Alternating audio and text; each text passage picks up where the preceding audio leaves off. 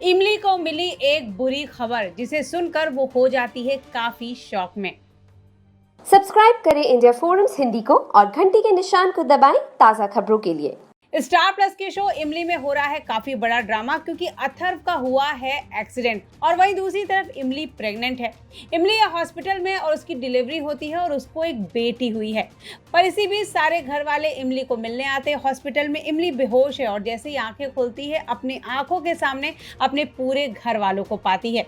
जैसे इमली को होश आता है डॉक्टर आके इमली को और बाकी सारे घर वालों को एक बुरी खबर देते हैं। बुरी खबर यह है कि डॉक्टर ने कहा इमली ने जिस बेटी को जन्म दिया है वो जन्म लेते ही भगवान को प्यारी हो गई। आई एम सॉरी इमली, तुम्हारा बच्चा मरा हुआ पैदा हुआ था। ये सुनकर इमली का दिल टूट जाता है, मानो उसकी दुनिया बिखर जाती है।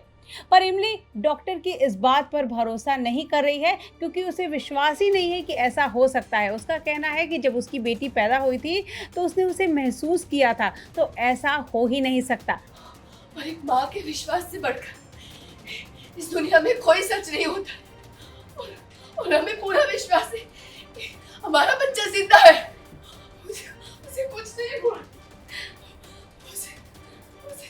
अब देखना यह है कि क्या इसके पीछे है किसी की साजिश। क्या इमली की बेटी जिंदा है? हुआ ये है कि इमली हॉस्पिटल में गई थी बच्चे डिलीवर करने के लिए, बट ऐसा होता है कि प्रोसेस में बहुत सारी, एक तो इमोशनल अप्स एंड डाउन्स होता है। वो ड्रीम में अथर्व को देखती है, अथर्व उसको हिम्मत भी देता है, बट जब फाइनली उसको होश आती है तो उसको डॉक्टर से पता चलता है कि बच्चा मरा हुआ पैदा हुआ है। तो वो एकदम ही शॉक में हो जाती है क्योंकि उसके जहन में उसको याद है कि जब वो उसका थोड़ा सा होश था उस टाइम उसने एक ब्लरी विजन है जिसमें उसने बच्चे का हाथ देखा था और उसके रोने की आवाज़ सुनी थी। तो इस वजह से वो डॉक्टर को कोसती है कि आप गलत बोल रहे हो क्योंकि मैंने उसकी आवाज़ सुनी थी और मेरा बच्चा ज़िंदा है, और जब एक माँ की गट फीलिंग कह रही है ज़िंदा है तो वो ज़िंदा ही होगा। तो वो इसी उसमें रह जाती है कि सब यहाँ पे गलत है, सब गलत बोले, सब लोग डॉक्टर की बात माने, बट मैं नहीं मानता, मेरा बच्चा ज़िंदा है और कहीं ना कहीं तो सही है। मेजर ट्विस्ट तो ये है कि अथर्व जो है वही आपकी बेटी को लेकर जाता है, राइट। वो हमने पहले शूट करी है। तो अथर्व क्यों लेकर जाता है आपसे दूर आपकी बेटी को? अथर्व इसलिए ले जाता है क्योंकि अथर्व का जब एक्सीडेंट हो जाता है ना उसके बाद वो 9 महीने के लिए वो आई थिंक वो कोमा में होता है, जितना मैंने सुना है वो कोमा में होता है। उसके बाद जो वापस आता है वो फैमिली के पास वापस आता है, लेकिन वो जब आता है एंड आई थिंक वो उसको पता चलता है तो वो सीधा शायद हॉस्पिटल में था, ऐसा कुछ है।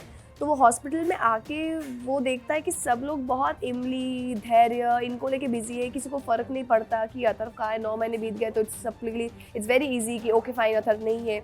और एक कॉन्वर्जेशन है मेरे और धैर्य के बीच जिसका वो बस एक लाइन सुन के चला जाता है, जिसमें मैं धैर्य को बोल रही होती हूँ कि आप तो जानते ही है कि हम नहीं चाहते थे कि ये बच्चा दुनिया में आए। वो सुन के वो चला जाता है एंड उसके बाद जो मैं बाकी बोल रही हूँ क्योंकि मैं डर गया था इसलिए फिर जब मैंने बच्चे की धड़कन की आवाज़ सुनी तो मुझे अथर्व जी की याद आई, ये वो मैं बहुत रोई, लेकिन उसने पूरा कॉन्वर्सेशन ही नहीं सुना तो वो चला गया। तो उसको लगा कि जिस फैमिली को मेरी वाइफ को किसी को जब मेरी पड़ी ही नहीं है तो मैं ये बच्चा भी इनको क्यों दूँ, क्योंकि बच्चा मेरा है। तो वो इसलिए बच्चा लेके चला जाता है बिकॉज ऑफ दिस मिसअंडरस्टैंडिंग, और वो रहता है अलग।